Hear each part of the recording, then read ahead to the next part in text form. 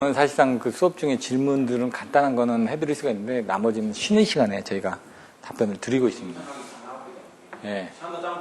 예. 그 시간적인 부분 때문에 그런 것들 쉬는 시간에. 자, 이제 두 번째 시간을 시작하도록 하겠습니다. 이제 첫 번째 시간 때 조금 더 그 새로 오신 분들이 좀 많아가지고 자세하게 설명을 드렸는데 이게 그 전에 다 설명드렸던 내용들입니다. 이게 다. 근데 이제 조금 더, 앞에서 다 지금 차근차근히 배워 오셨기 때문에 여러분들이 예를 들어 뭐 어디 학교에 편입을 했다. 그럼 그 전부터 배웠던 커리큘럼이 있으니까 그 부분은 이제 모르실까봐 이제 간단하게 설명드렸던 부분이고요. 어차피 쫓아가시는 거는 여러분 몫입니다. 왜냐면 다른 분들은 그 전부터 쫓아오셨고 새로 오신 분들은 그런 부분이 익숙치가 않다 보니까 그 전에 이제 그 동영상 강의를 들어보시고 본인이 하셔야지만 빨리 쫓아오실 수가 있고요. 또 모르는 것들이 있으면 간단한 질문 같은 건 해주시면은 바로바로 답변이 되지만은 제가 시간이 많이 걸리는 답변 같은 거는 쉬는 시간에 따로 설명을 드리도록 하겠습니다. 이번 시간에 대해서는 모선에 대해서 살펴보도록 하겠습니다. 3번 모선. 모선은 이제 사실 중요합니다. 왜냐면 전력의 집중과 배분. 모선의 정의가 뭐냐 그러면 전력의 집중과 배분이 무조건 나와야 됩니다. 그게 안 나오면 모선을 설명하기가 힘듭니다. 모선 부수바로 돼 있는데 아니지 않습니까? 딱 그 키워드가 나와줘야지만 됩니다. 변압기가 하는 게 뭐냐? 전압의 변성과 조정을 한다. 뭐 이런 식으로 나온다든가. 이런 식으로 그런 키워드가 바로 나와줘야지만 누가 듣더라도 그 부분을 쉽게 이해할 수 있다는 얘기입니다. 모선은 전력의 집중과 배분이 이루어지는 곳. 이런 식으로 이제 설명이 되어야 된다는 얘기입니다. 그럼 여기서 보면은 모선은 주 변압기, 조상설비, 송전선, 배전선 및 기타 부속설비가 접속되는 공통도체다. 그리고 이거의 재료로는 경동연선, 경알루미늄 연선, 알루미늄 파이프가 사용되고 있다. 여기서 이제 중요한 거는 모선에 대한 방식입니다. 어떻게 구성이 되는지. 그 모선에 대한 방식에 따라서 또 모선 보호 방식이 어떻게 되느냐 또 설명이 되어지겠죠. 일단 모선에 대한 방식부터 먼저 설명드리고요. 그 다음에 모선의 보호 방식은 저번 주에 했던 것들을 그냥 추가적으로 간단하게 정리만 해서 설명드리도록 하겠습니다. 일단 모선에 대한 방식은 단모선, 복모선으로 나눠집니다. 모선이 하나냐, 두 개냐. 그럼 복모선에는 이제 이중모선이 또 나눠집니다. 이렇게. 이중모선을 복모선으로 같이 봐도 됩니다. 어차피 두 개 모선이니까. 근데 분류를 할 때 기준을 어떻게 땄냐. 하나 있냐, 두 개 있느냐를 가지고 따지고, 그 다음 복모선 안에, 이중모선 안에서 들어가게 되면은, 여기 나와 있는 것처럼 1과 2분의 1, 12 방식이라든가, 뭐 투부 스타일이라든가, 이런 부분은 이제 또 다른 식으로 분류를 하면 되겠죠. 복모선에 1과 2분의 12까지 있다. 환상모선이 있다. 분류를 어떻게 하냐에 따라서. 그 다음에 투부 스타일 모선이 있다. 포부 스타일 모선이 있다. 이렇게 나눠지겠죠. 그럼 투부스나 포부스 같은 것도 부스가 두 개 이상 있는 거니까 복모선에 해당이 되겠죠. 이런 식으로 분류를 해서 넣어주셔야 된다는 얘기입니다. 이런 것들이 이제 책에는 그렇게는 분류가 안 돼 있습니다. 근데 여러분들이 다른 사람의 답안지를 보면 그렇게 분류가 되어 있기 때문에 그런 분류되어 있는 기준을 가지고 이해를 하시고 외우셔야지만 나중에 똑같이 답안지를 쓰고 표현을 하기가 좋다는 얘기입니다. 단모선에는 여기 뭐라고 되어 있죠? 가장 단순한 모선 방식으로 차단기 등의 소요기기, 변전소 용지 등이 적어서 경제적이다 이거죠. 그리고 모선 차단기 사고 및 보수 점검 시 변전소 전체가 정전된다는 문제점을 지니고 있다. 장점과 단점이 나와 있습니다. 그러면 단모선에 대한 장점, 단점, 복모선에 대한 장점, 강점 이런 것들을 정리를 해두셨다가 나중에 비교를 해주셔야 되겠죠. 근데 이게 그 위에 보시면 모선 방식에는 뭐라고 되어 있다고요? 단일 모선 방식. 이게 단모선이라는 얘기죠. 그리고 표준, 이중, 모선 방식, 또 1과 2분의 1 차단기 방식, 또 환상 모선 방식. 이런 식으로 나눠놨다는 얘기입니다, 여기서는. 이 책에서는 분류를 이렇게 해놨다는 얘기입니다. 근데 이제 그 부분을 복모선 안에, 예? 이중모선, 1과 2분의 12모선, 그 다음 환상모선 별도로 하고, 투부 스타일이나 사부 스타일 같은 건 별도로 이렇게 분류를 해 놓으셔도 상관없다는 얘기죠. 분류를 어떻게 집어넣느냐에 따라서 상관없지만 전체적으로 봤을 때 무리는 없으니까, 이런 식으로 분류하는 조건에 대해서는 여러분들이 자기 입맛에 맞게끔 분류를 하시면 됩니다. 왜냐하면 외우는 방식이 다 틀리니까. 보시면은 단일 모선 회로도가 있습니다. 근데 이건 설명을 따로 안 드리겠습니다. 모선이 하나니까. 복모선. 이제 복모선에는 이중모선을 사용하고 있다. 통상. 그러니까 이중모선이 아닌 것도 있다는 얘기죠. 왜? 사부 스타일 같은 경우도 이중 모선이라는 것보다는 보스가 4개니까 이중이 돼 있지만 이중 모선이라는 건 사실 모선이 하나 있을 때는 이렇게 하나 있는 겁니다. 그냥 예를 들어 거꾸로 해가지고 여기서 송전이 돼가지고 여기서 배전이 이렇게 일어날 수도 있는 거고, 아니면 송전이 하나니까 대부분 송전이 하나가 있고 여기다가 타일을 이렇게 둬가지고 이쪽 송전이 2개 있는 데서 이렇게 배전이 일어날 수도 있고. 근데 모선은 하나다 이거죠. 모선은 이렇게 이중 모선이라는 건 여기 모선이 하나 더 있다는 얘기입니다. 이렇게 더 있어서 얘가 이쪽에서 이쪽은 이렇게 공급하고 이 부분은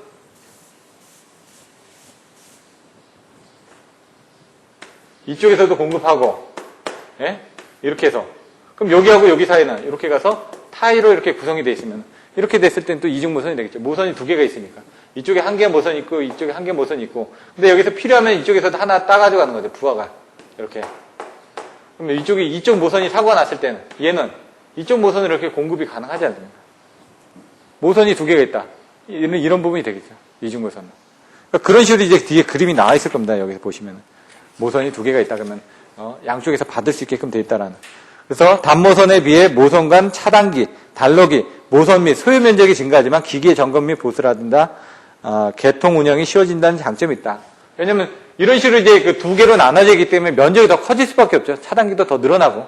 하지만은 여기 보수를 할 땐 여기 끊어버리고 여기 구간 보수를 한다든가 이렇게 하기가 쉽겠죠. 그런 식으로 이제 할 수가 있다는 얘기입니다. 선로 사고에 대해서도 모선 간 차단기를 개방함으로써 단락 전류를 억제할 수 있다.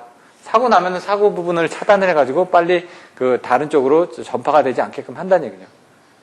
근데 단모선에서는 차단을 해보면 정전이 일어나니까 차단을 할 수 있지만은 정전된다는 단점이 있지만 얘는 차단을 하고 나서도 다른 쪽으로 송전할 수 있다는 그런 부분이 차이가 있겠죠.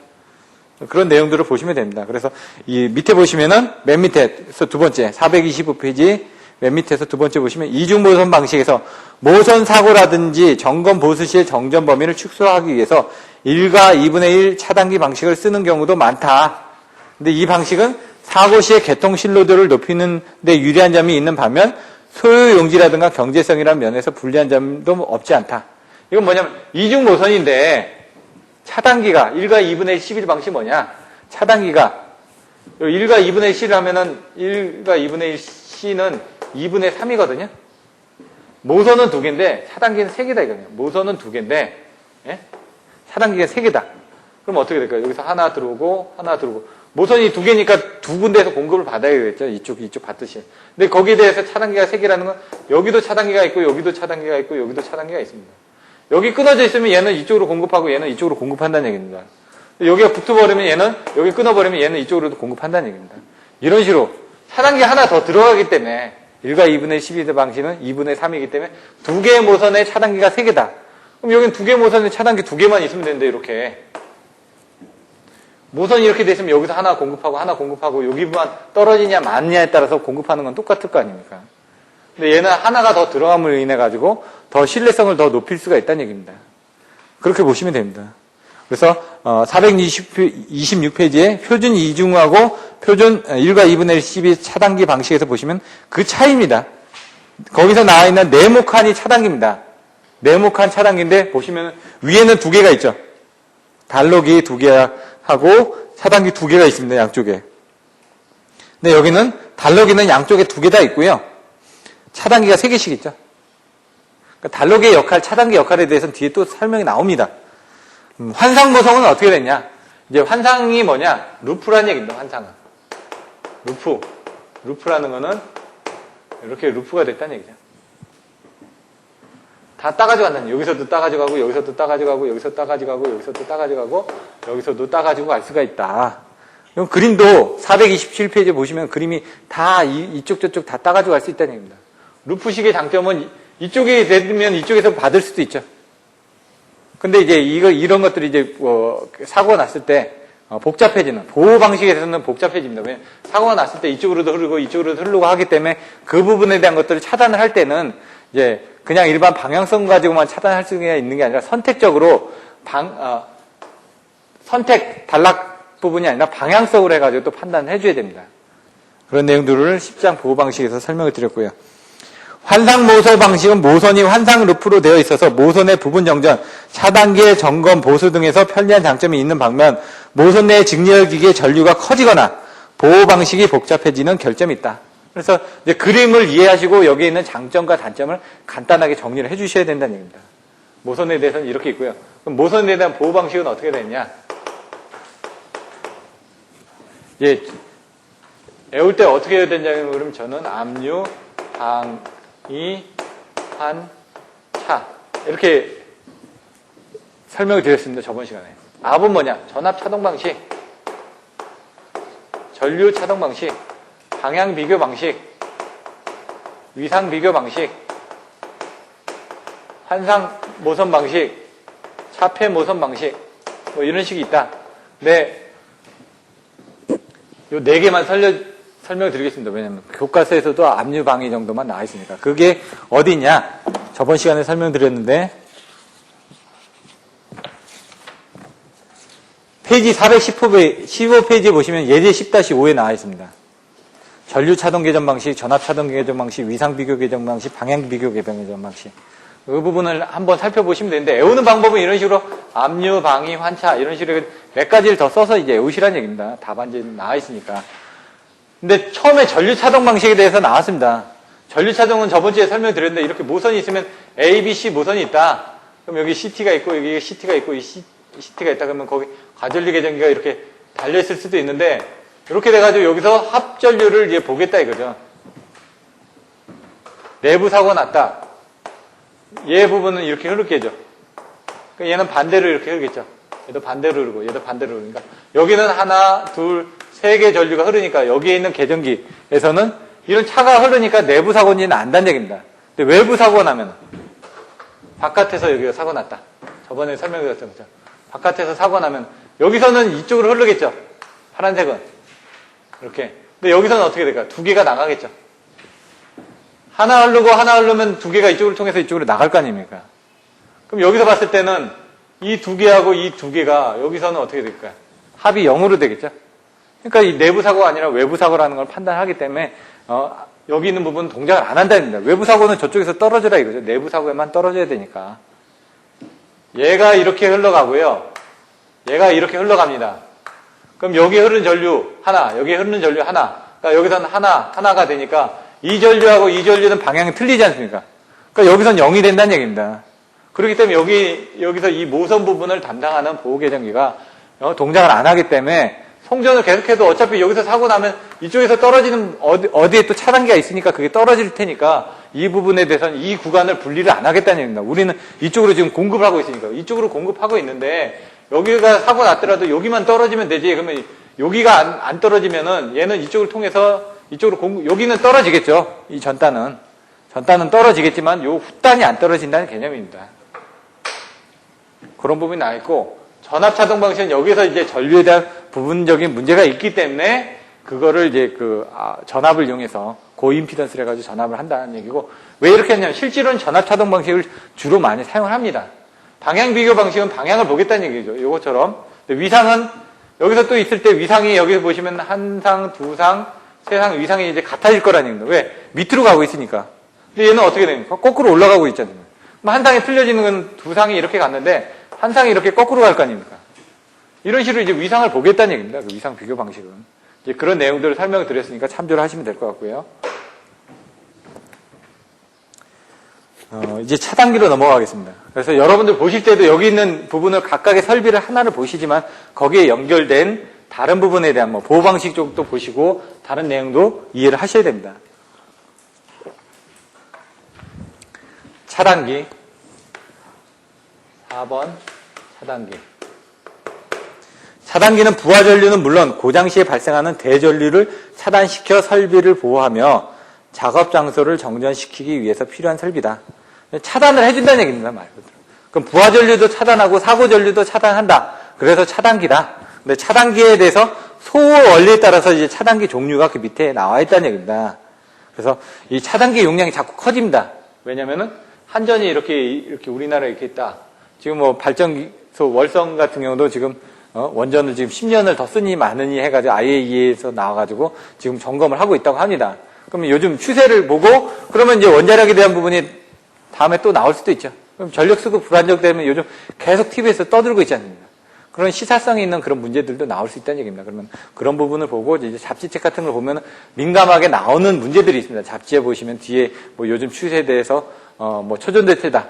사실 이제 그 8월 달에 시험 보기 전에도 한 5월 달이나 그때 이제 정기저널이라든가 이런 데 보면 초전조태에 대한 내용들이 기고가 됐었습니다. 그런 시사성이 있는 문제들이 나온다는 얘기죠. 또 한두 문제가. 그런 것들도 무시를 할 수가 없는 겁니다. 이게 병렬로 다 연결이 되죠. 그래서 발전소들은 다 해안 지역에 있지만 수용가는 지금 서울 쪽으로 다 공급을 하고 있죠. 그러다 보니까 이게 다 병렬로 연결되어 있는 겁니다. 저번에도 여기 보니까 뭐 보령 쪽에 4억인가? 아니, 보령이 아니었죠. 저쪽.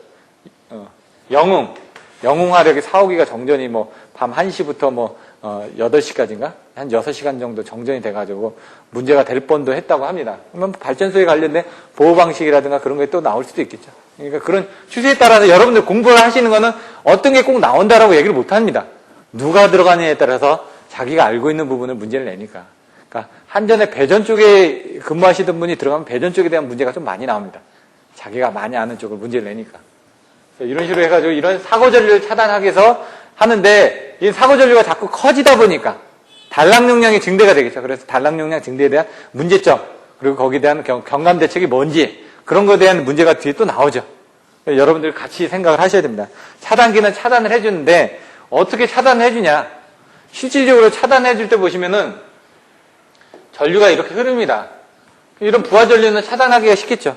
사고 전류는 이렇게 큽니다. 그래서 고장 전류에 대해서도 저번 시간에 많이 저번 시험에서도 물어봤었죠.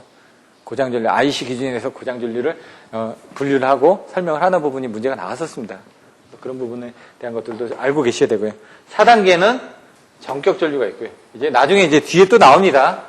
전격 차단 전류가 있고요. 전격 전압도 있겠죠. 전격 전압, 전격 전류, 전격 차단 전류, 전격 차단 용량 뭐 이런 식으로 나옵니다. 용어들이. 그럼 이런 용어들이 뭘 뜻하는지는 여러분들이 아셔야 됩니다. 뒤에 또 나오기 때문에 여기서는 그냥 간단하게 생략을 하겠습니다. 뒤에 설명이 또 나오니까. 근데 소호 원리가 뭐냐? 이런 것들을 소호할 때 어떻게 소호를 하겠냐? 불이 났습니다. 어떻게 불을 끌 거냐? 물을 부으실 겁니까? 아니면 기름에 불 났는데 물 부으면은 어떻게 될까요? 기름이 물 위에 뜹니다. 옆으로 간다는 얘기죠. 예를 들어 어떤 부분이 있냐면 집에서 프라이팬에 식용유를 넣고 뭔가 튀기고 있는데 그게 과일에 대해서 불이 붙었습니다. 불이 붙으면 어떻게 될까요? 물을 끼얹는다는 얘기죠. 그러면 안 된다는 얘기입니다. 온도를 낮춰주기 위해서 채소를 집어넣거나 아니면 뚜껑을 덮어가지고 산소를 공급을 안 해주면 됩니다. 그것처럼 이제 소화기에도 ABC 소화기가 있지 않습니까? 분말 소화기에도 있고 뭐 여러 가지 종류들이 있는데 거기에 따라서 모래를 끼얹거나 여러 가지 방법들이 있겠죠. 얘도 마찬가지로 아까처럼 차단기에서 사고 전류를 차단할 때 소화할 때 왜냐하면 이런 에너지를 지금 끊어줘야 되지 않습니까? 끊어주기 위해서 어떤 방법을 사용하느냐. 예전은 어떻게 됐죠? 이렇게 해가지고 정기적인 절연 거리를 길게 해주기 위해서 예전을 사용을 하지 않습니까? 그럼 뭐냐? 실질적으로 기계적인 거리는 이거밖에 안 됩니다. 지금 위치는. 근데 정기적인 길이는 이렇게 표면을 따라서 누설을 해야 되기 때문에 실질적인 게 길어지는 거죠. 그래서 정기적인 거리를 길게 해주는 겁니다. 소호 방식도 마찬가지입니다. 차단기를 V12를 컨트롤할 때 접점이 이렇게 해서 그냥 이렇게 똑바로 이렇게 떨어지나요? 이렇게 안 떨어집니다. 얘가 돌면서 떨어집니다. 이렇게 돌면서. 돌면서 떨어진다는 건 얘가 소호되는 부분이 이런 식으로 늘어난다는 얘기입니다. 이렇게. 똑바로 가는 게 아니라 얘가 똑바로 올라가는 게 아니라 얘가 뒤틀리면서 하기 때문에 이 접점이 뒤틀리면서 하기 때문에 얘가 가면서 그 접점을 쫓아가야 될 거 아닙니까? 그럼 조금이라도 더 뒤틀리겠죠. 그래서 이 거리를 길게 해주는데 이 안에 뭐가 있다? 진공으로 돼 있다 이거죠. 진공으로 돼 있으니까 얘가 파세네 법칙 해가지고 뭐 10의 마이너스 4승까지 해가지고 제가 이렇게 돼 있었나? 제가 잘 기억이 안 나는데 이렇게 해가지고 뭐 압력이 높았을 때는 얘가 압력이 요게 기준 압력에서는 어느 정도 절연이 되는데 견딜 수가 있는데 기준 압력 이하로 내려갔을 때 기준 압력 이하로 내려가게 되면 견딜 수 있는 양이 더 커진다 이거죠. 소화할 수 있는 그 아크에 대해서 견딜 수 있는 양이. 그래서 10의 마이너스 4승까지 토르까지 낮춰놨을 때 이걸 이제 파세네 법칙이라고 얘기를 합니다. 그래서 요거를 진공으로 만들어주면 거기서 아크를 소화할 수 있는 부분이 훨씬 더 커진다는 얘기입니다. 여기 뒤에 나와 있는 걸 한번 보시면 소호 원리에 따라서 표 11-2와 같이 분리되겠다. 어떤 부분이 있냐? 나와 있는 거 OCB, ACB, MBB ABB, VCB, GCB 이렇게 나와 있습니다. 여기 있는 거 제가 다 봤습니다. 52. 옛날 이제 이거 유입식인데 지금 유입식은 많이는 사용하고 있지 않죠. 일부 한전이라든가 아니면 수용가에도 일부는 남아 있습니다. 옛날. 그건 뭐냐? CB 안에 기름을 넣습니다. 변압기처럼, 오일 변압기처럼. ACB는 이제 저압적이 많이 사용을 하죠. 예? 에어 서킷 브레이커. 얘 같은 경우는 안에 보시면 ACB 이렇게 있으면 그 위에 소호통이 이렇게 있습니다. 이렇게 세 개가. 세 개 내지 네 개가 있으면 여기 칼날이 이렇게 있습니다. 그래서 그 아크가 생길 때 그 칼날 사이로 흐르게 돼 있습니다. 그래서 아크 때문에 이 칼날들이 이제 시커멓게 변하거나 그런 부분들이 있으면 그걸 또 닦아줍니다. 나중에 보면. 그럼 이제 그 부분은 절연을 더 좋게 해줘서 그 소호를 더 원활하게 할 수 있게끔. 여기는 MCCB는 빠졌습니다. 여기 지금. 몰드 케이스 서킷 브레이커. 이건 이제 저압에 쓰는 거니까. 요걸 이제 고압에 쓴다라는 개념에서 이렇게 써놨는데 ACB는 사실상 저압이죠. 얘는 고압에 다 쓰이고 있고요. 지금 콘덴서 같은 데 가서 보시면 한전용 그 콘덴서 변압기 1차 측에 52 같은 것도 많이 쓰고 있고요. 지금 가면 52 같은 것도 남아있는 경우가 있습니다. 소호실에서 아크에 의한 절연륜의 분해가스의 흡부력을 이용해서 차단한다. 이건 뭐냐면요. 52 안에는 오일들이 있을 거 아닙니까? 변압기에 그 오일은 1.45 강유를 씁니다. 첫 시간에 옛날에 그 변압기에 불 붙는 걸 제가 보여드렸습니다. 그래서 1.45 강유 같은 건 한 250도에서 300도씨 정도의 발화 온도를 가지고 있습니다. 그래서 100도씨는 물이 끓죠. 근데 여러분들 가시다 보면 종이가 이렇게 있습니다. 종이에다가 라면을 넣고 끓여서 먹는 게 있습니다. 여러분 생각했을 때 종이가 불에 안 타냐? 그런데 물은 끓는 점이 낮고 종이는 그러니까 발화점이 높기 때문에 가스로 이렇게 연기를 하더라도 이 부분이 타지 않고 직접 불꽃만 다지 않으면은 불꽃이 다면은 얘는 타겠죠. 예? 매질이 있으니까 불꽃만 나지 않고 온도만 올라가더라도 종이는 100도씨에는 불이 안 붙는다 이거죠. 그 종이를 쓰고 여기는 100도씨에는 물이 있으니까 100도씨에 물이 끓을 거 아닙니까? 그래서 이제 라면을 끓여 먹는 방식이 있는 겁니다. 그래서 편의점 같은 데서 사서 보시면 그렇게 해가지고 렌지나 아니면은 그 가열하는 거, 고주파를 유도해가지고 가열하는 부분들. 근데 고주파를 유도해서 가열하려면 쇠가 있어야 됩니다, 쇠. 그래서 여러분들 콘도나 어디 리조트 가면은 전열판으로 돼 있죠. 그거는 어떻게 되냐? 유도를 통해서 가열을 한다는 얘기죠. 그런 방식들을 이제 여러분들 아시면 됩니다. MCCB 같은 것도 안에 보시면 이런 칼날이 이렇게 있습니다. 조그맣게. 그 전에 사진 보여드렸지만. 그 칼날 안에서 이렇게 소호가 되게끔. 창이 이렇게 나와 있습니다. 변전실도 가면 이렇게 154 변전소 같은 데 가면은 변압기하고 변압기 사이에 콘크리트 벽으로 이렇게 막아놨습니다. 왜냐면 여기서 폭발을 하더라도 다른 쪽에 영향을 미치지 말라고 차단벽을 만들어 놓은 거라는 얘기죠. 얘도 거기서 소호가 되더라도 그 소호를 해주는 부분을, 아크를 소호해주는 부분을 그 전류를 다 잘라주기 위해서 그렇게 방을 만들어 뒀다는 얘기죠.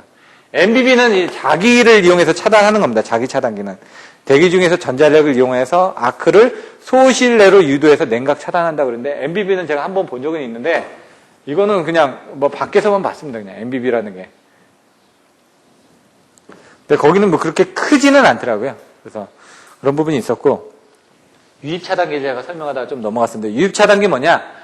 아까처럼 오일 내에서 아크가 생기면요. 아크의 온도에 따라서 발생하는 가스가 틀려집니다. 에탄, 메탄, 에틸렌, 프로필렌, 이렇게 수소가스 이런 식으로 나오죠. 그래서 변압기에 대한 그 안정성 여부를 파악하다 보면 여러분들이 그 유중 가스 분석을 합니다. 그래서 안에서 어떤 아크가 생겼다든가 그러면은 단락이 일어났다든가 그러면 발화점에 따라서 온도에 따라서 생기는 가스가 있을 겁니다. 그러면 드레인 밸브를 통해 가지고 안에 용존돼 있는 녹아있는 그 가스의 성분을 봐가지고 얘가 얼마나 더 견딜 수 있다. 왜냐면 철심히 아크가 일어났다든가 하면 끄집어서 다 이렇게 보면 되는데 안에 들어가 있는 걸 어떻게 봅니까? 보기가 힘들죠.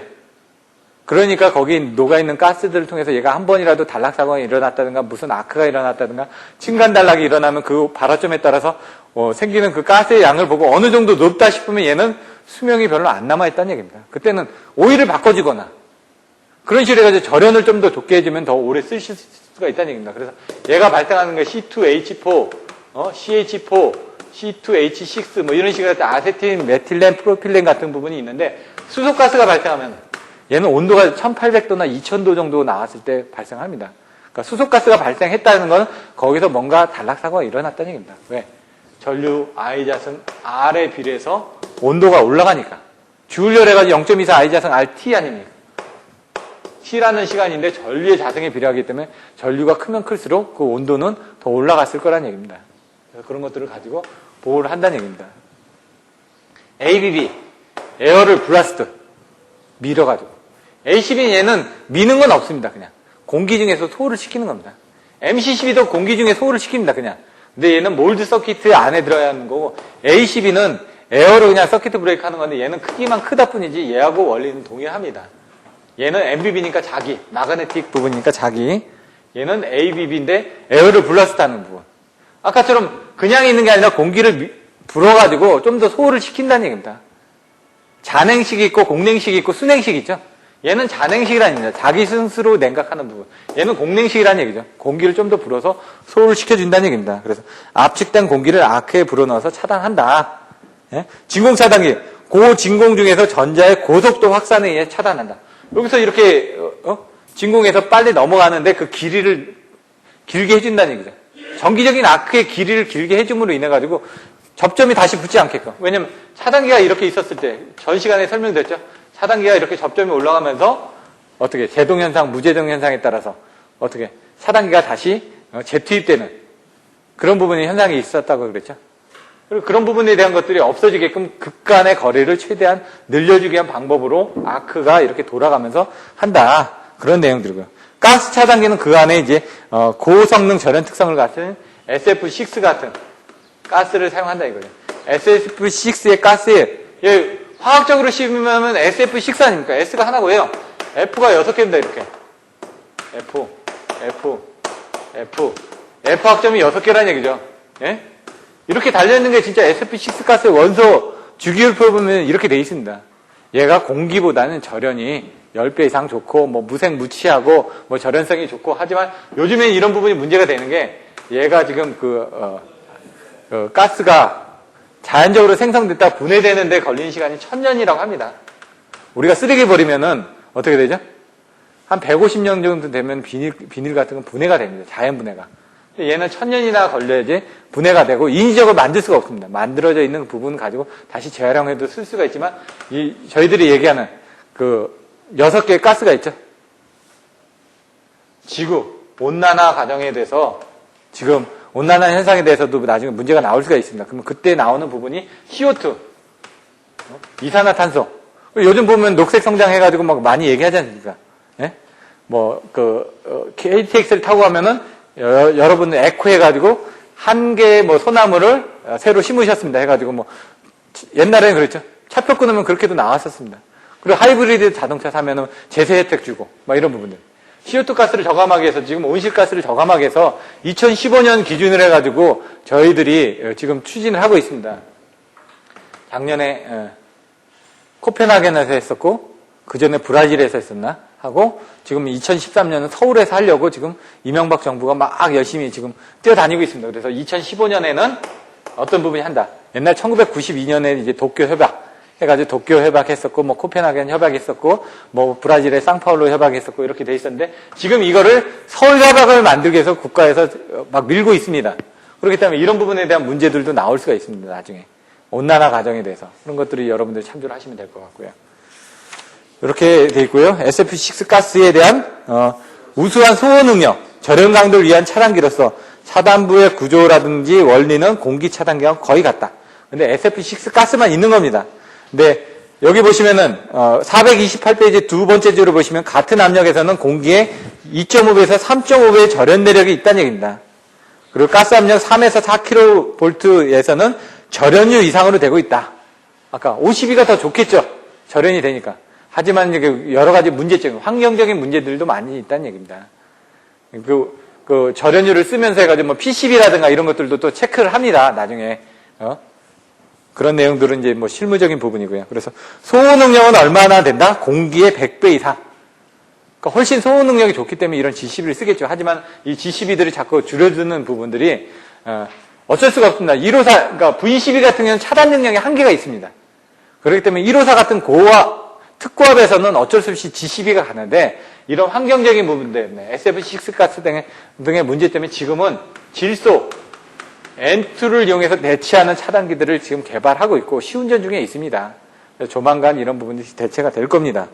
그래서 소호 능력은 그렇게 되고 소형화 자체도 SF6 가스 때문에 차단기의 2분의 1에서 3분의 1로 줄어들 수가 있다. 그리고 429페이지 맨 위에 보시면 SF6 가스 차단기는 차단 성능이 좋으며 접촉자의 손모가 적고 설치 면적도 적으며 개폐 시에 소음도 작다는 장점이 있다. 이런 것들을 이제 참조를 해서 보시면 되고, 이제 나중에 GIS 변전소에 가서 보시면은 GIS 변전소의 장점에서 이런 부분들이 또 똑같이 나옵니다. GIS 가스 인슐레이티드 스위치 기어 아닙니까? 그 가스가 뭐냐? SF6 가스가 들어있기 때문에 그 SF6 가스의 장점이 GIS 변전소의 장점과 단점이 된다는 얘기죠. 가스가 알카하기 쉽다. 보통 그래서 차단기나 이런 쪽은 5kg에서 6kg 정도의 바를 가지고 압력을 유지를 해주셔야지만 됩니다. 그런 내용들도 나와 있습니다. 이제 달러기 쪽으로 넘어가겠습니다.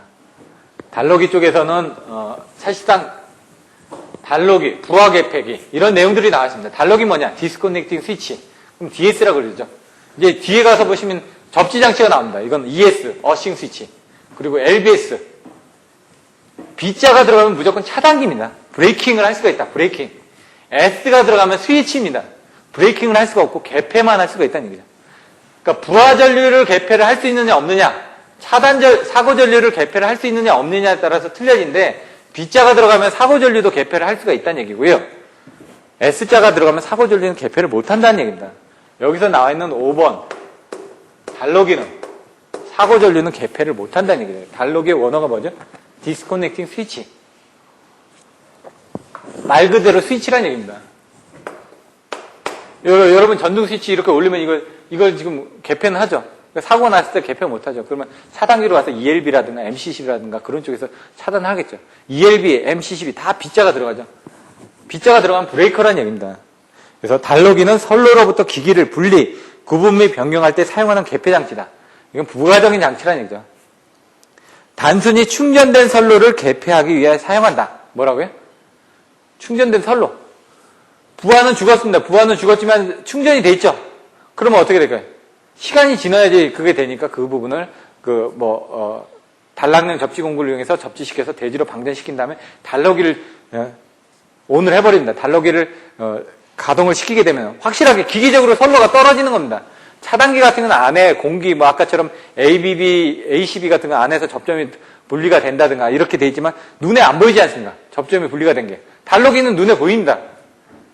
그런 상태에서 이제 작업을 하고 안전하게 무부하에서만 사용할 수가 있다 이거죠. 그래서 달러기는 무부하 상태의 전류, 즉 전압 개폐 기능을 갖고 있는 집중 개폐기이며 부하 전류의 개폐에는 사용되지 않느냐. 부하 전류를 개폐를 하면 어떻게 되냐면 이렇게 연결되어 있었습니다. 이렇게 달러기를 이렇게 올리죠. 그러면 그 전에 동영상을 보여드렸습니다. 아크가 지지직하고 쫓아오다가 어느 정도 되면은 아크가 소호가 됩니다. 소호가 되지 않고 이제 계속 투입이 되는 경우가 있다는 얘기죠. 실제로 이제 저 같은 경우는 이제 DS 같은 경우는 이렇게 하는데 차단기도 V12도 뒤에서 이렇게 빼지 않습니까? 부하 상태에서. 그럼 뒤에서 아크가 보여집니다. 지지직하고 소리가 나고. 네, 그렇게는 안 하는데 그렇게 테스트를 해본 적도 있습니다. 옛날에 현장에 갔더니 부하를 안 죽이고 차단기를 빼더라고요. 왜냐면 그렇게 하다 보면 죽을 수도 있습니다. 차단기가 폭발해가지고 차단기의 극한 전압을 견디지 못하고 해가지고 폭발을 하는 경우도 있다는 얘기죠. 근데 이제 평상시 이제 부하가 이제 많이 안 걸렸을 때 상관없는데 사고 전류가 흐른다든가 하면은 그때는 문제가 될 수가 있겠죠.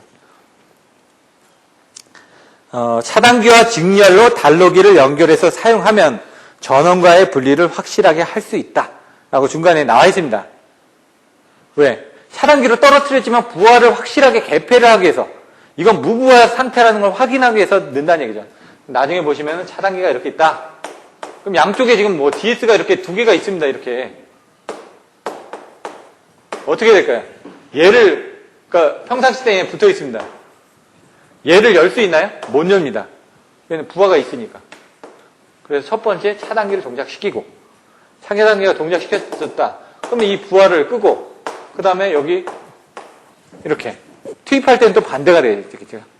얘를 먼저 투입을 하든가 요거는 순서에 따라서 얘를 투입을 하고 여기 가압된 상태에서 여기 붙여놓고 그리고 그 다음에 여기 차단기 집어넣고 이런 식으로 차단할 때하고 투입할 때는 서로 반대가 돼야 된다. 근데 뭐라고요? 항상 차단기가 우선. 투입할 때는 차단기가 맨 뒤에. 뭔가 어떤 그 큰 데미지를 인가하는 부분은 차단기에서 가져간다. 이런 내용들이 나중에 차단기와 뭐 달러기의 역할을 해가지고 뒤에 예제에서 또 나와 있습니다. 설명이.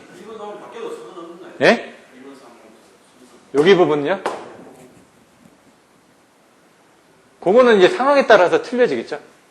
예를 들어 지금 여기 뭐 부하가 죽었다. 그럼 얘를 끊으면은 여기는 끊겼으니까 얘는 의미가 없지 않습니까? 예? 근데 안전한 측면에서 혹시라도 얘를 끊기 전에 얘가 붙어버렸다. 혹시라도 내가 여기 가서 작업을 하는데 이 부하가 없는 상태에서 작업을 해야 될 거 아닙니까? 내가 가서 여기서 작업을 할 때 얘가 붙어버렸다. 그럼 부하가 걸려버리니까 이쪽으로 뭔가 흐를 텐데 내가 가서 작업하려고 하면 위험하니까 안전적인 측면에서 얘를 먼저 끊어놓고 가서 얘를 끊는 겁니다. 그거는 바꿔줘도 상관은 없겠지만 안전적인 측면에서 그거를 그렇게 한다는 얘기입니다. 어차피 정전됐는데 이걸 끊나 저걸 끊나 무슨 차이가 있을까요? 하지만 안전적인 측면에서 하나적으로 더 하고 간다면 문제가 되진 않겠죠. 이렇게 돼 있고요.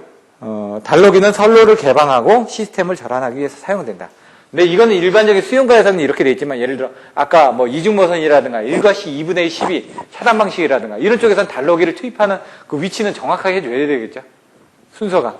그렇지 않으면 문제가 생긴다는 얘기죠. 왜냐하면 선로가 가압되어 있기 때문에. 부하개폐기 및 접촉기가 있다. 부하개폐기는 뭐냐면 LBS입니다. LBS. 로드, 브레이커, 스위치. 부하는 개폐를 할 수가 있다. 스위치 역할도 하고 하는데 사고전류도 차단해 줄 수 있습니다. 사고전류는 많이는 차단을 못 해주고요. 부하전류 개폐하고 사고전류는 뭐 200A에서 800A까지 뭐 사고전류만 차단을 할 수 있다고 합니다. 이거는 이제 전격에 따라서 틀려지니까 LBS를 보시면 되고 ASS 같은 거, 오토 섹션 스위치 같은 거 이런 것들 건축 전기에서 나오는데 발송 배전에서도 가끔 나올 수도 있습니다. 한두 문제가 나왔었는데 이 부분은 좀 안 나온다고 생각을 하시면 될 것 같습니다. 그 LBS 부분은 나올 수도 있고요. 접촉기, 마그네틱 콘택터죠. 그러니까 전동기 같은 경우는 빈번하게 동작을 할 때 콘택터가 붙었다 떨어졌다 하죠. 정전이 되면 콘택터는 조작 전압이 없기 때문에 떨어집니다. 전압이 살리면 어떻게 되죠? 전동기 다 돕니다. 또 문제가 되겠죠. 그래서 순차적으로 투입할 수 있게끔, 왜냐면 변압기가 걸려있는데 여기 죽으면 다 죽습니다. 여기 전동기들이. 근데 살리면 다 삽니다. 그러면 산다는 거는 여기서 기동전류가 흐르는데 이 부분을 순간적으로 이렇게 끌어가면은 얘의 전격보다 한 뭐 4배에서 6배 정도의 전류가 흐르게 되면 이 변압기가 과열이 되겠죠. 아니면 이쪽에 연결되어 있는 전등과 같은 경우. 이쪽으로 전류가 빠져나가니까 얘 같은 경우는 순간적으로 뭐 깜빡깜빡 걸린다든가 플리커 현상이라든가 전압 강화라든가 이런 부분이 생기겠죠. 이런 것들도 생길 수가 있다는 얘기입니다. 이런 것들이 이제 뒤에 14장에 가서 보시면 전압 플리커라든가 전압 뭐 불안정 현상에 대해서 나옵니다. 거기서 여러분들이 살펴보시면 되고요. 부하 개폐기는 송배전선 등의 개폐 빈도가 별로 많지 않은 장소에 사용되며 접촉기는 전동기 등의 제어용으로 빈도가 잦은 장소에 사용한다. 여기 접촉기는 여기 사용한다고 그러죠. 마그네틱 콘택터, MC라고 되어 있습니다. LBS 같은 경우는 송전선의 메인만에 LBS 달려있고 LBS에 퓨즈가 달려있죠. 그 다음에 어떻게 되죠? 피렉이 달려있고요. 단선들을 보시면 그 다음에 MOF가 달려있습니다. 여기 MOF. 이게 이제 그 표준 결선도를 보시면 됩니다. 여러분들이 나중에 1000kV, 뭐 1000kV 이상이면 정식 수전 설비니까 AS 같은 경우는 1000kV 이하의 약식 수전 설비에서 LBS를 대체하기 위해서 AS를 쓰는 거고요. 오토 섹션 스위치 같은 경우는 부하 전류의 개폐 능력이 없습니다. 그래서 얘는 어떻게 차단하느냐? 예를 들어 요 한전선로가 죽었습니다. 죽으면 이제 전압이 떨어졌을 거 아니야. 그 전압이 떨어졌을 때 떨어뜨려 주는 겁니다. 그냥 전압이 떨어졌을 때 얘는 부하 전류 개폐를 못하기 때문에. 그래서 ASS 썼을 때 단점은 뭐냐면 선로가 죽으면 다 죽어버립니다. 그래서 다시 투입을 하더라도 거기에 대한 문제점이 생길 수가 있다는 얘기입니다. LBS 같은 경우는 얘 어차피 죽으면 죽는 거겠죠. 하지만 얘는 이제 동작을 안 했다는 얘기죠. 전압이 떨어지더라도 얘는 동작을 안 합니다. 사고전류나 부하전류만 개폐를 하니까. 근데 AS 같은 거는 전압이 떨어지면 얘가 동작을 할 수가 있기 때문에 오동작 할 수도 있다는 얘기죠. 저쪽에서 사고 났는데 다 죽어버리고 투입할 때는 가서 다 일일이 투입을 해줘야 됩니다. 얘는 살리면은 다시 투입이 되는데 ALTS는 뭐죠? 오토, 로드, 트랜스퍼, 스위치. 얘 같은 경우는 0.02초 정도의 동작을 합니다. 그렇기 때문에 두 개 선로를 받고 있습니다. 이렇게. 두 개 선로에서. 이중모선처럼. ALTS는 어차피 다른 변전소에서 받게끔 되어 있습니다. 한 개 변전소가 죽을 수도 있기 때문에 다른 변전소에서 두 개를 받고 있다. 여기서 사고 나면은 이쪽으로 빨리 동작을 시켜주는데 아주 시간이 짧다 보니까 0.02초다 보니까 예? 순간적으로 깜빡거릴지 모르지만 설비 자체는 전혀 문제가 없다는 얘기입니다. 왜? 대부분 문제되는 게 전등 같은 거 불 다시 들어오면 됩니다. 전동기 같은 거 잠깐 들어왔다 하면은 돌고 있기 때문에 다시 되면 되는데 전압이 떨어졌을 때 마그네틱 콘택터가 떨어졌기 때문에 얘를 투입을 하는 게 문제가 되는 것 뿐이지. 그래서 이런 데서는 지연석 방향으로 해가지고 전압이 떨어지더라도 계속 딜레이 타이머에 의해서 가지고 릴레이가 접점을 잡아주고 있다가 다시 투입되면 투입할 수 있게끔 만들어지는 경우도 있고요. 얘 같은 게 문제가 되는 거면 이런 거 컴퓨터 같은 경우 AC를 DC로 바꿔주고 있는데 중간에 끊어지면 얘는 지금 짧은 시간이라도 끊어지면 컴퓨터는 부팅을 다시 해야 됩니다. 작업하고 있던 게 다 날아간다는 얘기죠. 휘발성으로. 그런 부분에 대한 시간까지도 줄일 수 있게끔 순간적으로 얘가 파워 서플라이가 있기 때문에 순간적으로 이제 공급할 수 있는 부분이 있을 거 아닙니까? 그 부분 내에도 공급해 줄 수가 있다는 얘기입니다. ALTS는. 그래서 이런 것들은 이제 가격이 비싸지겠죠. 근데 이런 ALTS 개념은 이제 배전 쪽에서 이제 나오는 부분이고요. 여기서는 그런 부분은 없습니다. 6번. 계기용 변성기. 말 그대로 계기라는 얘기입니다. 계기. 계기가 뭐죠? 메타라는 얘기입니다. 메타. 전압계, 전류계, 역률계, 위상계, 동기검정계, 이런 식으로 나오겠죠? 그걸 하기 위해서 이제 변성, 뭐라고요? 성질을 변환하는 장치가 되겠죠. 계기에 사용하기 위해서 성질을 변환하기 위한 장치. 뭐가 있을까요? PT가 있겠죠. 이거는 이제는 여러분들 VT라고 쓰셔야 됩니다. PT는 포텐셜 트랜스포머고, VT는 볼테이지 트랜스포머입니다. 근데 IC 기준에서는 VT라고 씁니다. 여러분들 IC 기준으로 이제 쓰셔야 되니까. CT는 커렌스포머, 트랜스포머. 얘는 전류계. 뭐라고요? 변환한다. 전류를 변환한다. PT, VT는 변압기.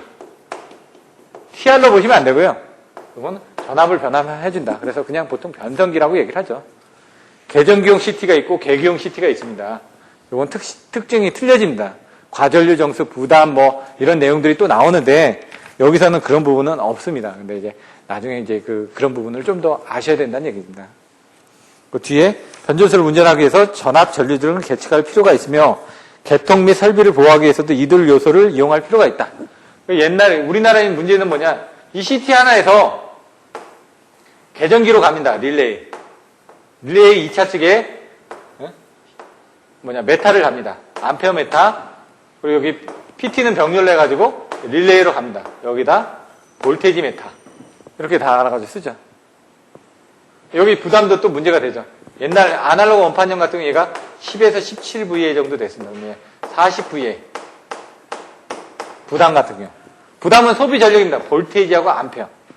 어느 정도 전압이 걸렸을 때 어느 정도의 전류를 얘가 공급해 줄 수 있다는 얘기입니다. 얘가 용량이. 근데 여기 케이블에도 암페어가 흐를 거 아닙니까? 저항에 의해서. 전류가 흐르니까. 여기 소비 전력이 있을 테니까 여기서 부담이 걸릴 거고 얼마만큼의 소비 전력이 생길 거고 여기 계전기에서 생길 거고 암페어 메트에서 생길 거란 얘기죠. 얘 40V짜리를 쓰면 상관없는데 예를 들어 10V짜리를 썼다. 이런 아날로그 계전기가 동작할 때 평상시 때는 상관없습니다. 동작할 때 이런 큰 토크가 들어가게 되면 얘에 대해서 좀 문제가 생길 수가 있다는 얘기죠. 근데 요즘 디지털 계전기는 0.5VA에서 1VA 정도밖에 소비 전력이 안 되기 때문에 이런 작은 걸 쓰셔도 문제가 되지 않는다. 과전류 정수 곱하기 부담은 일정이라고 또 나와 있습니다. 이런 것들, 부담은 뭔지, 과전류 정수는 뭔지, 과전류 강도는 뭔지, 이런 부분을 여러분들이 또 아셔야 되고요. 여기서는 이제 계기용 변성기이기 때문에 이 전압과 전류를 계측하는 데 필요한 이 VT하고 CT를 얘기를 하는 겁니다. 근데 어떻게 하냐? 계기용 같은 건 어떻게 하냐? 22000 같은 경우는 계기용하고 계전기용을 같이 씁니다. 154 같은 건 어떻게 되죠? 계기용하고 계전기용을 별도로 씁니다.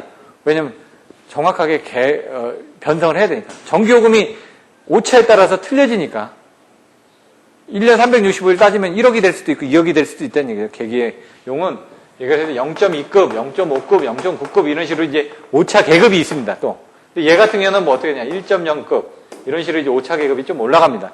그래서 여러분들이 한전에서 쓰고 있는 것들은 대부분 0.5급의 계기용 변성기를 씁니다. 22,900이 0.5급입니다. 근데 발전소는 0.2급을 씁니다. 오차가 그만큼 더 적은 걸 써줘야 된다 이거죠. 이건 그냥 참조적으로 알고 계시면 되고요. 그래서 430페이지에 고전압 대전류의 전기를 직접 측정할 수 없기 때문에 적당한 전압 전류로 변성을 해주기 위한 계기형 변압기, 변류기, 전압 전류 변성기 MOF라고 나와 있습니다. 요거를 같이 놔둔 게 MOF라는 얘기죠. MOF 약자가 어떻게 되냐? 미터링 오브 피트인가? 그런 겁니다. MOF가. 계기용 전압 전류 변성기. 근데 한전에서 어떻게 하냐? CVD는 CPD 뭐 이런 식으로 얘기를 합니다. 콘덴셜 포텐셜 디바이스.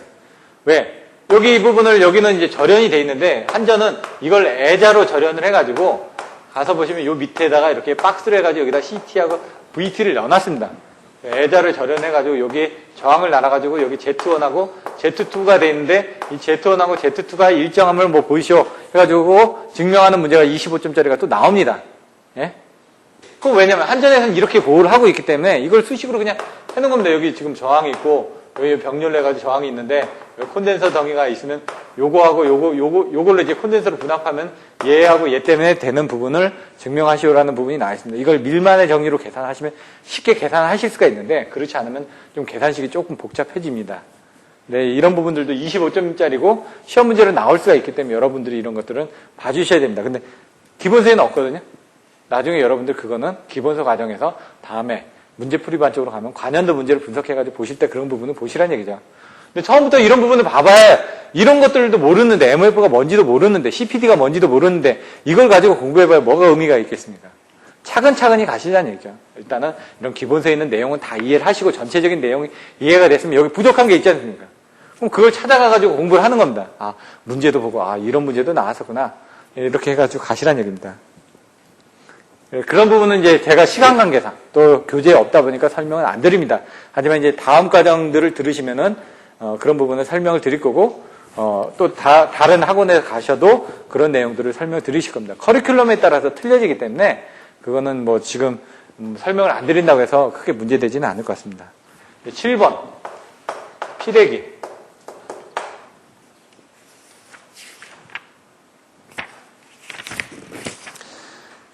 전력 시스템에서 발생하는 이상전압에 대해 변전설비 자체의 절연을 높게 설계해서 운용하는 것은 경제적으로 불가능하다. 옛날 이상전압에서 어떤 외부 파고치에 대한 전압이 들어왔을 때 그걸 차단하는 건 힘들다라고 설명을 드렸습니다. 예?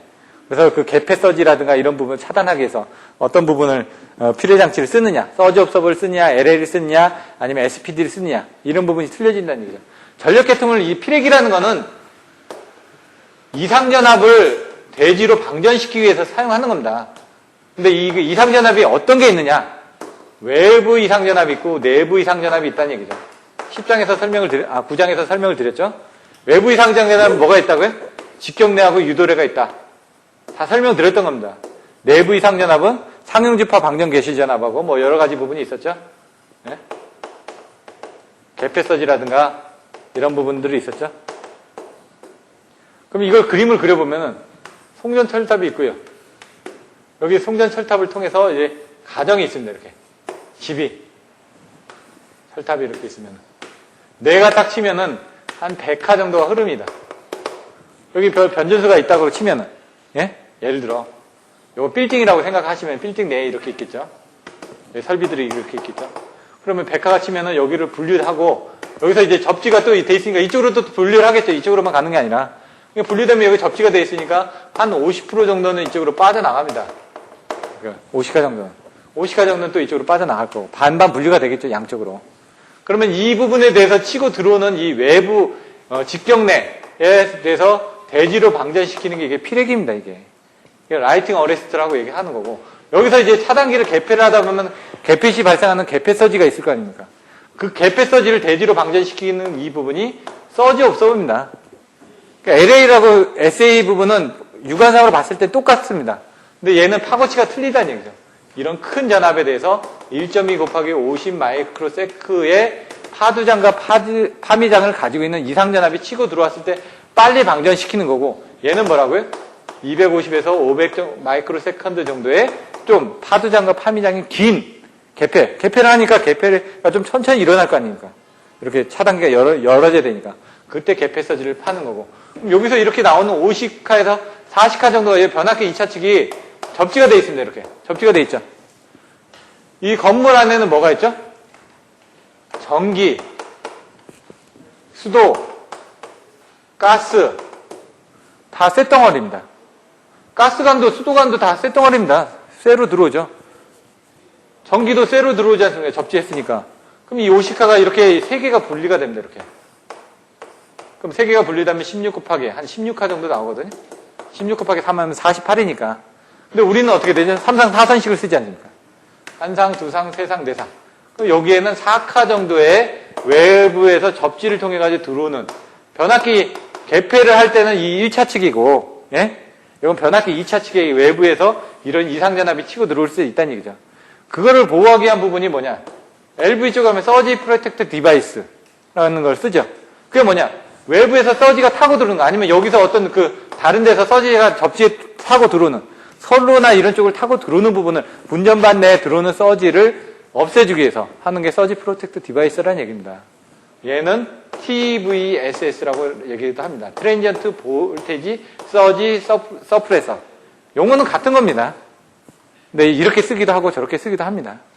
그런 용어들이 있다라는 정도는 알고 계시면 좀 도움이 될 것 같습니다. 이상전압에 대해서 변전설비 자체 절연을 높게 설계해서 운영한다는 건 경제적으로 불가능하다. 왜? 1년에 365일 중에 하루 들어올까 말까 한 이 외부 이상전압에 따라서 기기를 크게 만들 수는 없다는 얘기죠. 그래서 이상전압의 파고값을 낮춰서 애자나 기기를 보호하도록 한 것이 피례장치다. 그래서 피례기 같은 경우는 어떻게 되어 있었죠? 방전 개시 전압에 있었죠. 어느 정도의 방전 개시 전압 이상이 들어오게 되면 방전을 한다는 얘기입니다. 그때 그 뭐 충격파에 대한 내용들 설명을 드렸었죠. 충격비가 어떻게 된다 이런 내용들 그건 앞에 가서 보시면 되고요. 넷 또는 개폐서지 등에 의한 충격파 전압의 파고값을 일정한 값 이하로 저감시켜 기기의 절연을 보호하며 속류를 신속히 차단하며 시스템을 정상 상태로 회복시키는 역할을 하는 설비다. 앞에서 보셨던 9장의 이상전압에서 피례기에 대한 역할 부분 설명해 드렸죠. 그런 부분에 대한 것들을 나중에 써주시면 된다는 얘기입니다. 그리고 9번에 접지장치. 이 접지장치는 뭐냐? 8번을 제가 건너뛰었네. 8번의 중성점 접지기. 이게 변압기에 대한 중성점 접지라는 얘기입니다. 6장의 중성점 접지 방식가 유도장애가 있었죠. 그때 보시면은 중성점을 접지를 하느냐에 따라서 어떻게 틀려지죠? 델타 결선, Y 결선, 이걸 뭐 비접지, 유효 접지, 비유효 접지 이렇게 나타났지 않습니까? 그런 부분에 대한 것들의 차이가 나는지를 설명한다는 얘기입니다. 그래서 변압기의 중성점을 접지하기 위해서 접지용 저항기라든가 소리액터 접지라든가 보상 리액터 등을 설치를 했습니다. 근데 변압기 중성점에는 절연을 보호하기 위해 피례기를 두는 경우도 있다. 이건 어떻게 했냐? 1호사 변압기 같은 경우 1차 측을 유효 접지를 하기 위해서 Y를 합니다. Y를 해놓으면은 여기 어떻게 되냐? 하나는 달러기를 이렇게 사용합니다. 하나는 피례기를 사용합니다. 이렇게 피례기는 이렇게 그림을 그리는데 이걸 플로팅 접지라고 합니다. 왜 이걸 투입을 안 하냐? 투입을 하면은 여기 한전 1호사 선로에서 외부 사고가 나면 그 외부 사고 저걸로가 이렇게 흘러서 이렇게 돌아갑니다. 그건 뭐냐? 여기에 전류가 흐름으로 인해 가지고 이쪽이 오동작을 할 수가 있다는 겁니다. 외부 사고에. 얘를 항상 이렇게 떨어뜨려 놓습니다. 1호사 변압기에 가서 보시면. 떨어뜨렸는데 얘를 넣어야 될 경우는 뭐냐? 유효접지 계통을 맞춰주기 위해서 중성점의 임피던스를 조절해야 될 때만 넣는다는 얘기다. 그럼 평상시 때 외격이 일어났다. 외격을 통해서 이 대지로 방전하기 위해서 이 피례기를 통해서 이렇게 방전을 해준다는 얘기입니다. 그래서 중성점의 피례기를 설치를 하는 경우도 있다. 그런 건 이렇게 보시면 됩니다. 지금. 또는 중성점이 없을 때 얘가 델타로 되어 있습니다. 델타 변압기. 여기 중성점이 없지 않습니까? 얘는 비접지죠. 그럼 어떻게 하냐? 여기다 지금 지그재그 TR을 달거나 뭐 Y 델타를 달아가지고 여기다가 이렇게 접지를 하면 어떻게 될까요? 여기 접지가 돼 있지 않습니까? 이렇게. 여기는 접지가 안 돼 있지만 이렇게 해가지고 강제적으로 접지용 변압기를 달아서 중성점을 만들고 접지 장치를 만드는 경우도 있다. 아니면 지그재그 TR을 이용하시면 됩니다.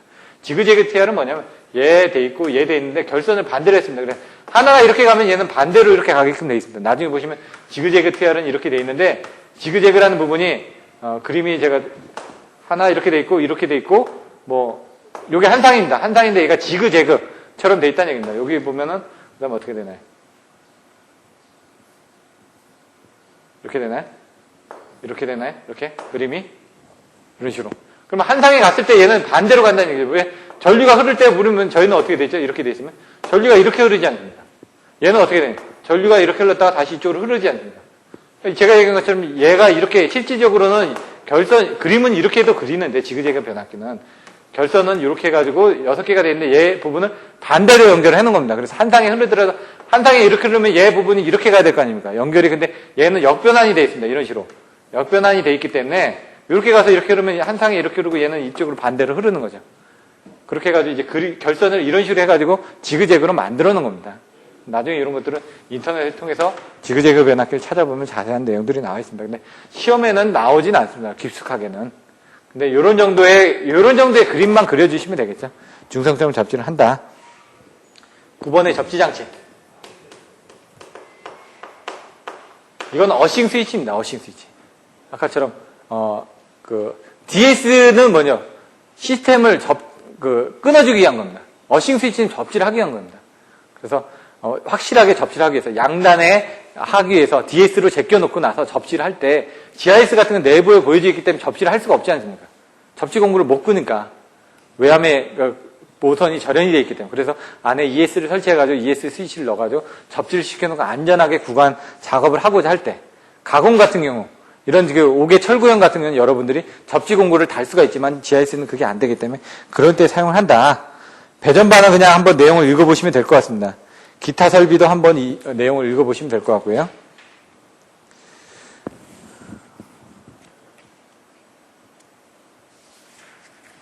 그 다음에는 잠깐 또 쉬었다가 1시간 정도가 지난 것 같으니까 쉬었다가 예제 11-1부터 해가지고 간단하게 설명을 드리고 배전계통 또 설명드리고 그 다음에 또 잠깐 쉬었다가 이제 전체적인 내용 요약해드리고 하는 식으로 진행을 하도록 하겠습니다. 잠깐 쉬도록 하겠습니다.